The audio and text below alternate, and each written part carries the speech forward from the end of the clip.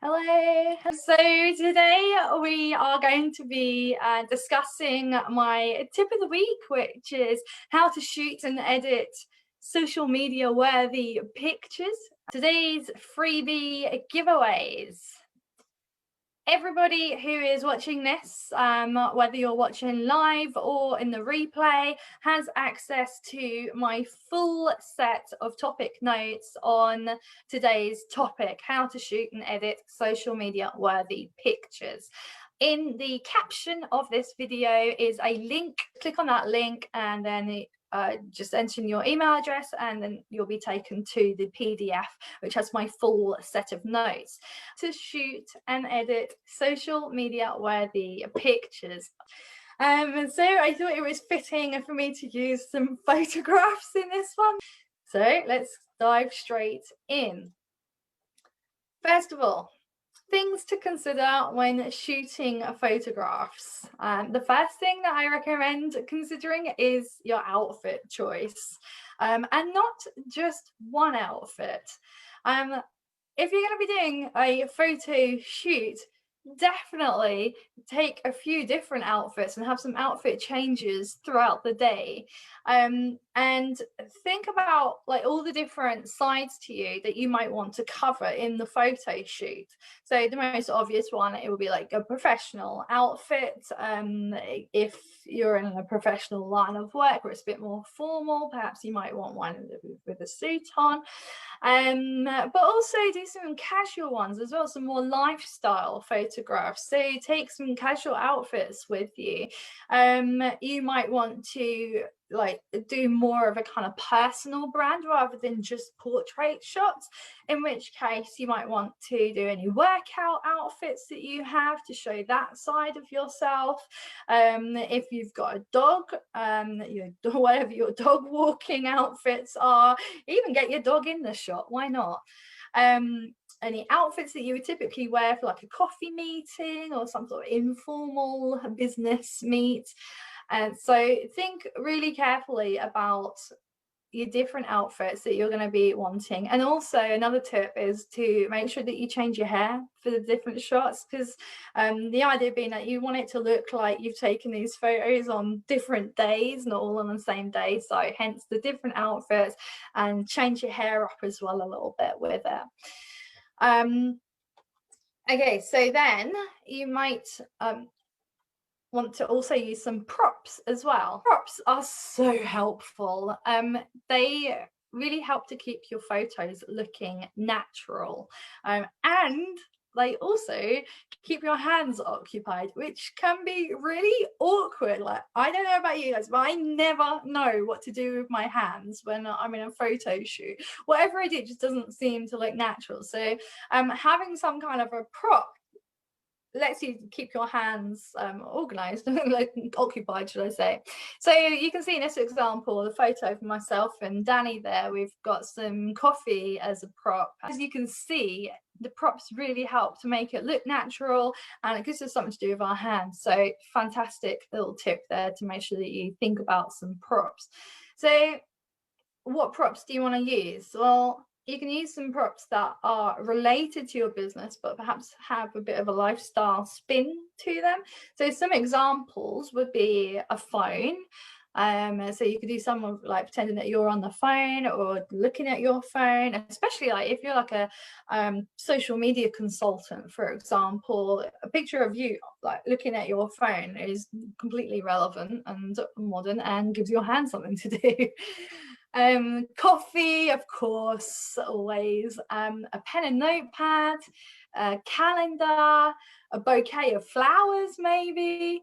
If you're an artist, perhaps you might want to get a paintbrush and paint set in there. And so there's some examples there for you to consider when using props. So next, create a Pinterest mood board.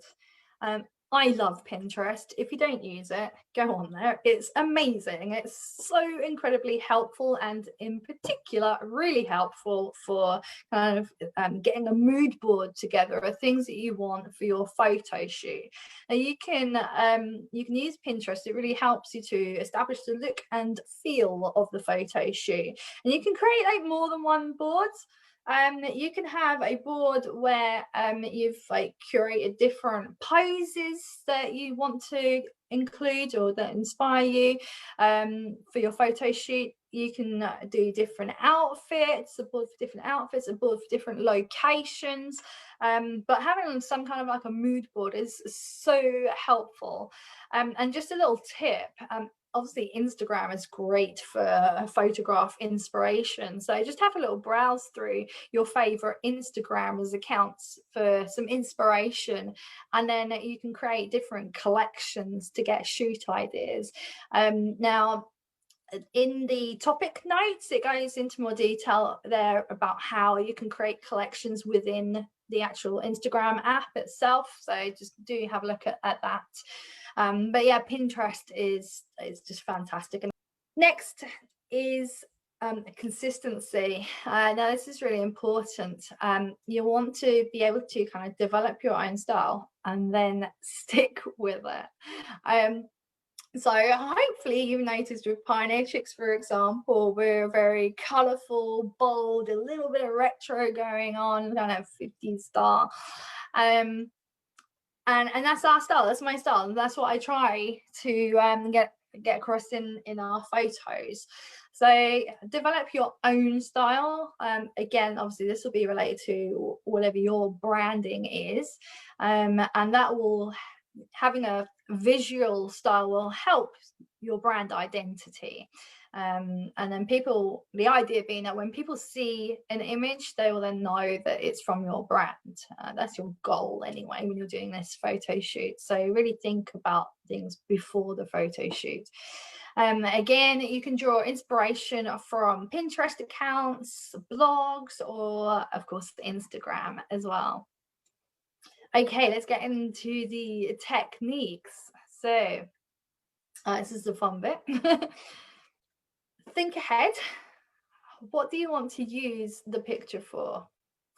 So as an example here, if you're going to be using the photographs for Facebook posts and you want to maybe include some text in the picture for your post, think about the positioning of where you are in the picture.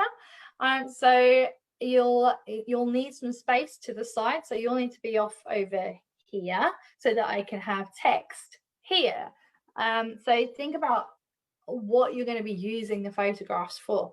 If it's going to be going on to Instagram on your feed, you've got to remember that the photograph will need to be able to be cropped into a square. Now to do that, I normally move like further away so I get some more zoomed out shots, so then I can crop the image into a square with no problems. If you're quite zoomed in, like if I'm here for example and you needed to make it into square, it's just going to be my head. But if I'm zoomed back here, of course you'd be able to get my whole body in. So yes, you can see in this picture here, we did it so we were over to the left a little bit, okay, kind of, but I managed to squeeze in the text around the side there. So just handy to think about what you're going to be using the pictures for. Another great tip is to use varying distance from your subject. So just try different distances. This is brilliant in particular for product photography, as well as like portrait style. So get one that's like really zoomed in on like a part of the product, and then we step away a bit and then step away again, and get like 3 shots at different distances, because you'll probably find that one of the images really pops, really stands out, and obviously then that can be the one that you use. But if you'd only got the one shot, you'd be stuck with that. So just to get 3 different distances for each shot. Composition. So there, any photographers listening to this will know what I'm on about, but you have the rule of thirds. So with this, you think about the photo being broken down into 3 sections. So if you're looking at me now on the camera here, for example, I could have like sections down here. So you've got one section, middle section, and then a third section, or it could be horizontal as well. But you want the subject of the picture anywhere but the middle one. It just makes the image look more interesting. So I put it in either the first block or the last block or the top block or the bottom block, but not the middle block. And again, that's also really handy if you want to add text to the picture as well. Exposure is very important. If you're using a phone, it's normally a little sun icon. The exposure will affect the brightness of the image. And the idea being that you brighten the image before you take the photo to prevent it from being too dark. Another alternative for exposure, if you're using a DSLR, is to shoot with a wide aperture and or increase the ISO setting on the DSLR camera. I sound like I know what I'm on about. I don't. This was actually a tip at our local meet session. We happen to have a photographer with us in that meet, which is fantastic. So she actually gave me this tip. So yeah, credit to Barefoot Photographers. She gave me that tip. Thank you, Bex. Okay, so I have some final top tips to give you. You can see there in a picture, great use of a prop again, and also brilliant use of Instagram. So I actually got inspiration for that picture from another account that I saw, and yeah, just super handy just to have a look around, get ideas for different poses, different props you can use. Anyway, my final top tips are to batch shoot. So plan it like an entire day to do your photography shoot, so you're not having to take photographs every day or like every week for your social media. You can visit 2 or 3 different locations during your sets during the day, and of course, as I mentioned earlier, make sure that you have different outfit changes and different hairstyles for each different set or location. All right, so I do this with Danny typically every quarter. Of course, this year's been a little bit a bit awkward, so we haven't done so many this year. But normally do it every quarter, and then that gives us content and images that we can then use for like the season ahead. So we're always doing our photographs like one season ahead. Super handy, super efficient, and will save you a lot of time if you can batch it like that.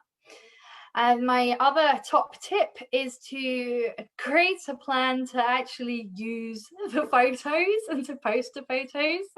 So many people will like get photographs taken, they've got millions of photos, and then they don't use them.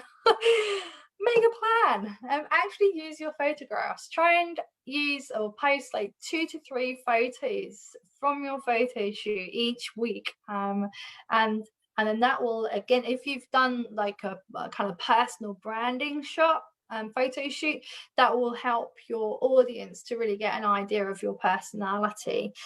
So you can use stock images in between, but just make sure that you include several pictures of yourself and your own photo shoot each week. That will really help you for personal branding. Okay, so let's do a quick recap. Plan multiple outfits and locations to batch shoot. Use props to keep your hands occupied and also to keep it looking natural. Research poses beforehand and ideas for props as well. Create mood boards in Pinterest. You'll really find that helpful. Remain consistent with your branding and make a plan to use the photos. Next week's Facebook Live is at Tuesday, 2 o'clock. It's always the same time each week, so set a reminder now. And our topic next week is going to be, how can I structure my week more efficiently? Thank you guys for listening. Absolute pleasure as always. And I look forward to seeing you all next week.